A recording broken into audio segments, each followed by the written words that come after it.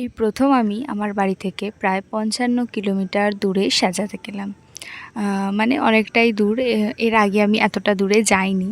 তো সেদিনকে ডেট ছিল মে মাসের ৯ তারিখ, আর আমার লোকেশান ছিল কলকাতা বাটানগর।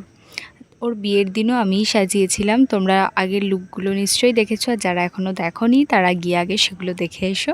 সেদিন আমরা কামারকুণ্ডু থেকে হাওড়া ট্রেনে গিয়েছিলাম, দেন ক্যাবে করে যাচ্ছিলাম, কিন্তু সেখানে টাইম দেখাচ্ছিল ৫০ মিনিট মতো লাগবে। কিন্তু আমরা ফেসে গেলাম হচ্ছে এই জায়গাটা। এটা হচ্ছে দ্বিতীয় হুগলি সেতু মনে হয়। মানে ওখানে এতই জ্যাম ছিল, তোমরা জানোই ৯ তারিখে কলকাতায় শপথ গ্রহণ ছিল আমাদের নতুন মুখ্যমন্ত্রীর। তো ওই ব্রিজে আমরা প্রায় ১.৫ ঘন্টা মতো দাঁড়িয়ে, প্রায় ১ ঘন্টার রাস্তা আমরা ব্রাইডের লোকেশানে পৌঁছালাম ২.৫ ঘন্টা পর। মানে আমরা ভাগ্যিস সকাল সকাল বেরিয়েছিলাম, না হলে যে কী হতো, কখন পৌঁছাতাম আর কখন ব্রাইড সাজতাম নিজেরাও জানি না।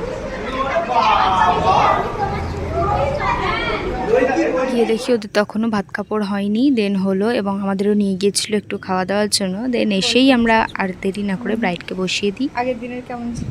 খুব সুন্দর ছিল। আগের দিন আমরা পরের দিন অবধি স্টে করেছিল এখানে আসা পর্যন্ত। হ্যাঁ, আগের দিনের একটা ছোট্ট করে রিভিউ নিয়ে শুরু করে দিই আজকের মেকআপটা। তোমরা নিশ্চয়ই দেখেছো, এর আগে আমি পোস্ট করেছিলাম ভিডিও, ফটো সবই এর আগে আমি পোস্ট করেছি। তো তোমরা সেখানেও খুব ভালোবাসা দিয়েছো লুকটাতে, এটাতেও দেখে জানিও যে কেমন লাগছে। আর তোমরাও যদি নিজেদের স্পেশাল দিনে এরকমই সুন্দর করে সেজে উঠতে চাও, তাহলে অবশ্যই স্ক্রিনে দেওয়া নাম্বার 7439700780 এই নাম্বারে কল বা হোয়াটসঅ্যাপ করে নিজেদের ডেটা বুকিং করে নিও। কেমন লাগলো? খুব সুন্দর হয়েছে মেকআপটা।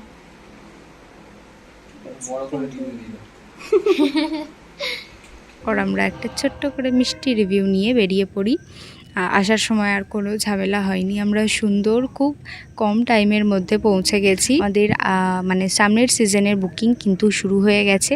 তোমরা আর দেরি না করে ঝটপট নিজেদের ডেটটা বুকিং করে নাও। ভিডিও শেষে আর একটা কথা বলে রাখি, এর আগে লোকেশান দূরে হওয়ায় আমি অনেক বুকিংই ক্যান্সেল করে দিতাম, কিন্তু এবার থেকে আমি দূরে দূরে লোকেশানেও বুকিং নেব। তো তোমরা যারা চাইছো নিজেদের ডেটগুলো বুকিং করে নিতে পারো। আর এই জায়গাটা কারা কারা চিনতে পারলে একটু কমেন্ট করে জানিও তো, কি সুন্দর লাগছে তাই না? তো তারপর আমার এই হাওড়া ব্রিজ দিয়ে আসতে না ভীষণ ভালো লাগে, তো আমি সেটাও একটা ক্লিপ নিয়ে নিয়েছিলাম। তো ফেরার পথে অনেকটাই যেহেতু রাত হয়ে গিয়েছিল, হেঁটে ছাড়া আর কিছু পাইনি আমরা। মানে আমি আর আমার বোন দুজন ছিলাম, দুজনে মিলেই টুকটুক করে হেঁটে হেঁটে বাড়ি চলে এসেছিলাম। দেখা হবে অন্য কোনো ভিডিওতে। টাটা।